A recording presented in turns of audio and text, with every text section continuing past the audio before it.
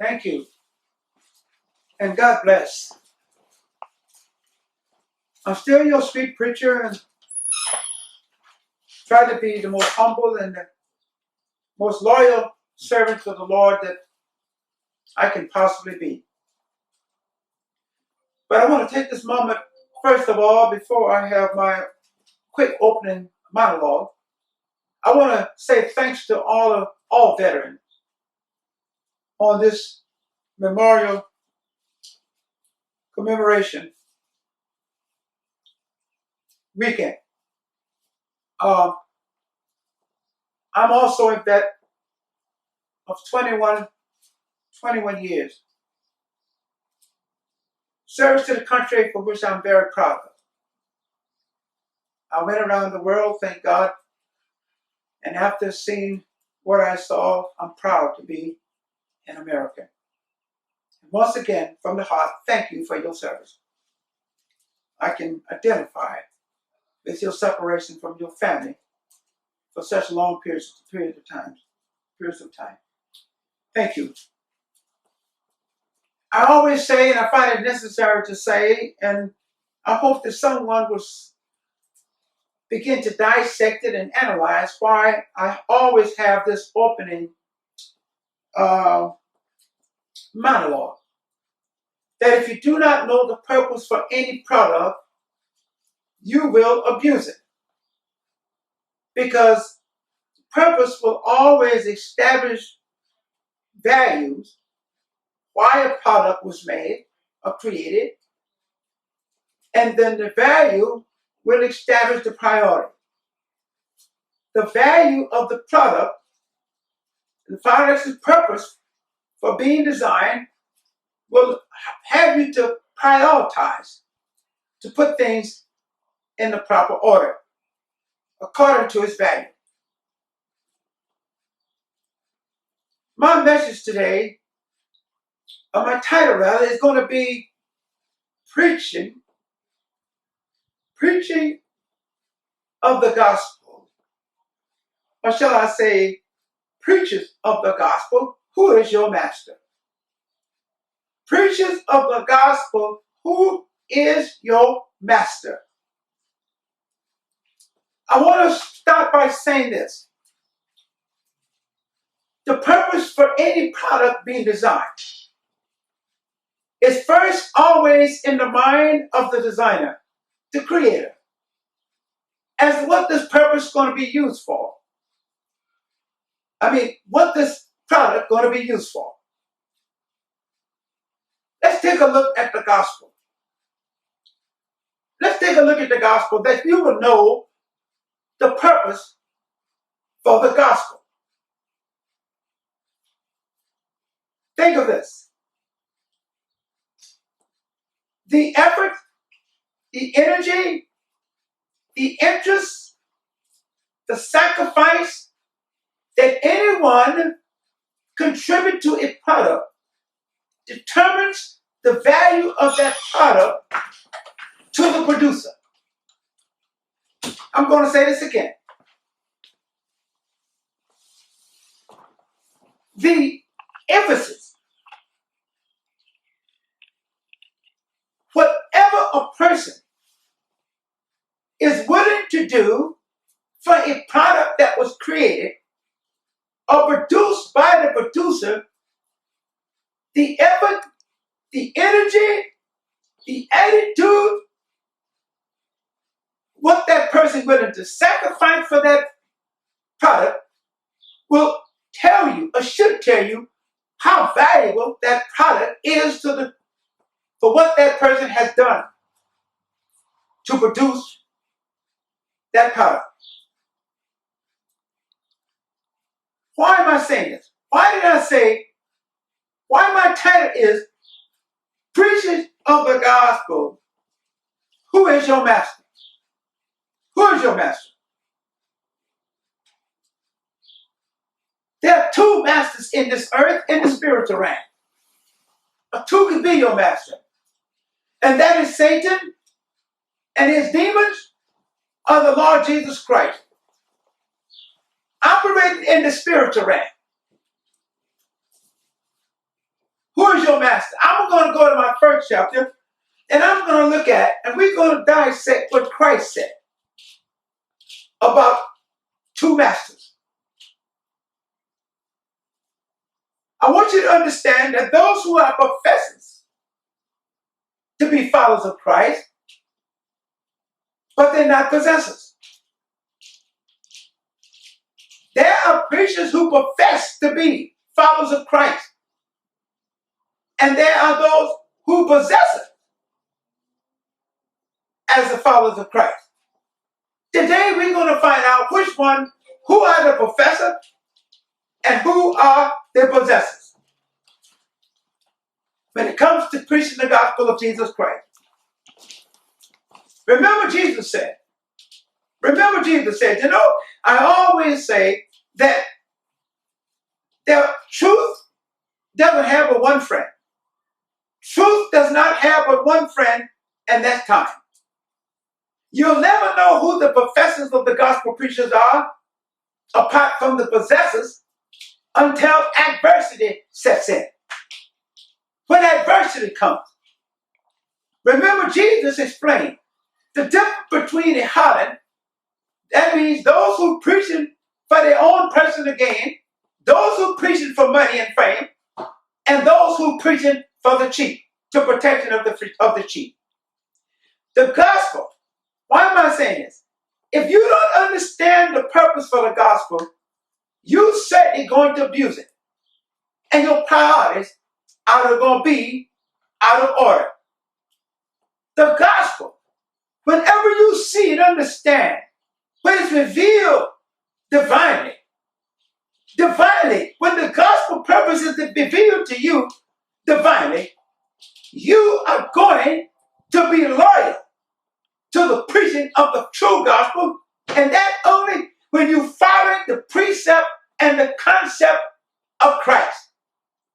When you follow the precept and the concept of Christ is the only loyalty to that master, Jesus Christ. Now let's find out what Jesus said about two masters. I'm going to read in Matthew 6:24. Matthew 24 and 6. Listen what Jesus said. Jesus said that no man can serve two masters. No man can serve two masters. He said, for either they're going to love the one and hate the other. They're going to listen to one, or they're going to despise the other. The reason why Jesus said you can't serve two masters, because no one, you can't have the vision in loyalty. True loyalty cannot be divided. True loyalty cannot be divided. Now why? Where's the truth in this? You see, here is the truth behind it, and here is the evidence. And here's what you see that is so prevalent in many of our churches. You see, you can recreate with two different masters. You can associate with two different masters, but you can't be loyal to two different masters at the same time. You cannot be loyal to two different masters at the same time. Now, Jesus gave an example of those who follow me. But let's go back to the gospel. If you understand the purpose for the gospel and the price that was paid for the gospel, should clearly tell you how important the gospel is to God. He died to establish the gospel. And the gospel is the only tool. The gospel is the only tool that provided from God for a man to have heaven or hell. Think about that. The gospel is the only tool that provided to mankind that will offer him the opportunity to have heaven or hell. Ladies and gentlemen, that is deep to me. That is deep. Now, if you understand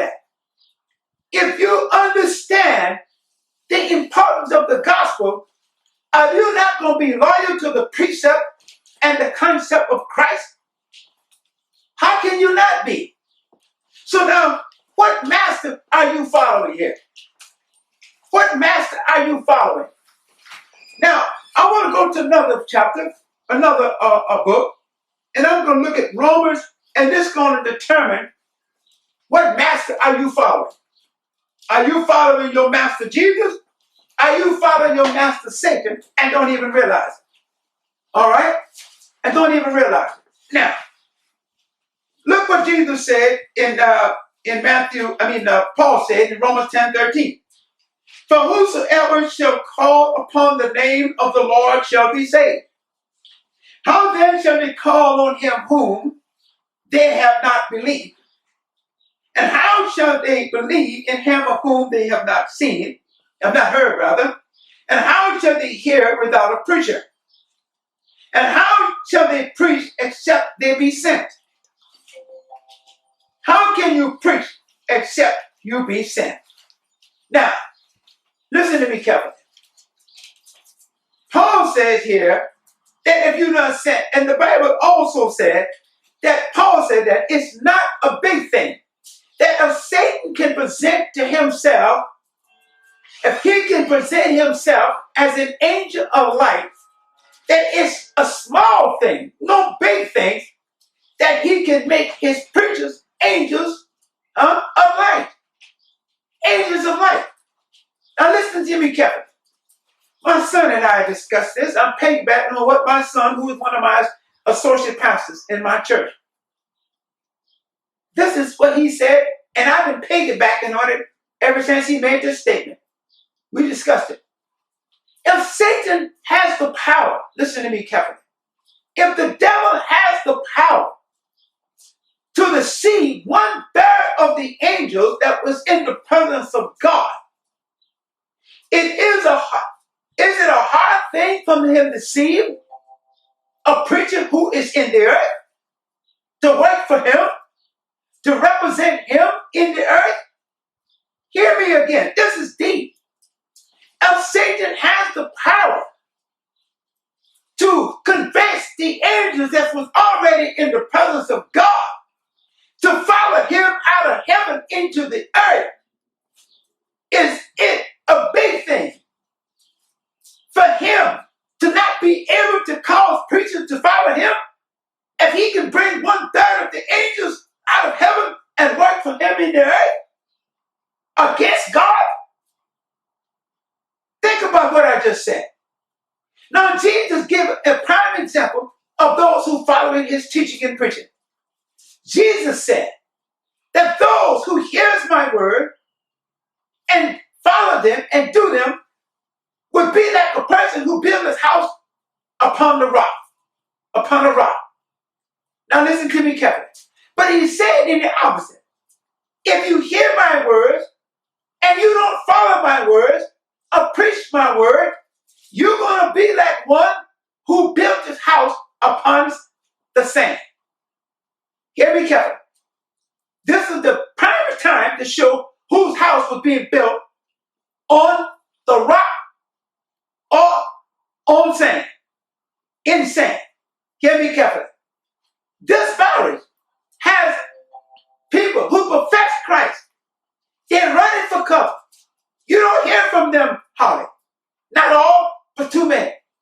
Why are they running and hiding? The storm has come. This is part of the storm that Jesus said was coming. And you're going to find out whose house was built upon the rock, the saying and the precept and the following of Christ, and those whose house, who professing that their house was built on, are being built on Christ. How do you know? Now, the storm has come. Jesus said when the storm started coming and the rain came and started blowing upon the house that was made from the professors to be following Christ, he said that house is going to fall. He said it's going to fall. But he said that those who not only profess, not professors, but possessors, the possessors of Christ are the ones who have made Christ their master. And they're following the precept and the concept of Christ. He said you build your house upon a rock. And he said, when the wind and the storm come, it's going to blow vehemently. He means hard and strong. But he said that house will not fall because that house is built upon a rock. Now, another thing I want to add to that brings it out so clearly. Whose house, whose master are you following? And what's your house being built on? Sand or being built on sand or being built on a rock? Sand attracts a lot of people. You go to the beach and you'll find even children playing in the sand. So whenever you're building a house in the sand, out where there's sand, you have a lot of attraction. You have a lot of amusement. People will hang around you. But how many people you heard building a house upon a rock and has a lot of people hanging around it? Of people playing and having fun if you're building a house upon a rock. No, when you're building something upon a rock, brother, the most careful detail is being provided for everything that you build upon that rock. Because when you're building a house upon a rock, you have to be totally careful how that house is being built. Why? Because a rock can be dangerous. A rock can be dangerous. Hallelujah. If you don't understand a rock, if you don't understand the hazards of a rock and the danger of a rock, that same rock that you're building a house upon can cause you to be injured. What am I saying here? What point am I making here? When you build your house with sand, you can attract a lot of people. A lot of people follow preachers who built in their house or built their house on sand. Now this virus has proven, has revealed, is indicative as to how many preachers were building their house upon Christ. I build my house upon Christ, following Christ. What house being built upon the precept and concept of Christ? That's what, when he said to you, deny yourself, deny your concept, deny your precepts, and follow me. He's talking about the cross. That's why he said, if you want to follow me, let every man that follow me. If I'm going to be your master, you have to deny yourself and take up your cross and follow me. What does this cross represent? When you take up the cross is the light of Christ. The cross is the light of Christ. And when you build it to carry the cross, you're going to shine the light on the heart of men. And anyone who doesn't want to change their lifestyle, anyone who want to be in the world on Sunday, on Monday through Friday, and then be loyal to Christ on Sunday, guess what? They don't want that light. They're going to hide from that light. They're going to evade that light. Why? Because they don't want to change their lifestyle. They want to profess Christianity, but they don't want to be possessive of Christianity. They want to confess but not possess. Because to possess the things of Christ, it's going to require some denial of your own ways, and your own lifestyle has to change. Now, another thing I want to add to that. When Jesus said, he was talking about these masters, who master they was following, when he said, broad is the way and wide is the gate that leads to where? Destruction. And many will be found on that road. But he said, straight is the gate and narrow is the way that leads to righteousness. And only a few will be found on that road. Ladies and gentlemen, I stay in the narrow gate. I'm not perfect. But what I do, with all cost, with all opposition, with all backlash, with all name calling, I stay on that narrow road and walk through that narrow gate. Why? But he said only a few Christians now are willing to stand to show when God said, and believe what God says. When he said these words, let every man be a liar and let the living God be true. Let every man be a liar, and let the living God be true. They're saying now that this virus is of men. Well, let man be a liar, and let God be true. Let the power of God be true. Let it be seen. Fear not, God said. If you're trusting in me, you don't have to fear. Because all power, not some power, is given into the hand of Jesus Christ. Now this virus is revealing those who really knows Christ and those who profess in Christ. Those who have made Christ their masters, or who have made Satan, who's of the world, their master. One of these days I'm going to give my testimony. God bless you, and stay tuned.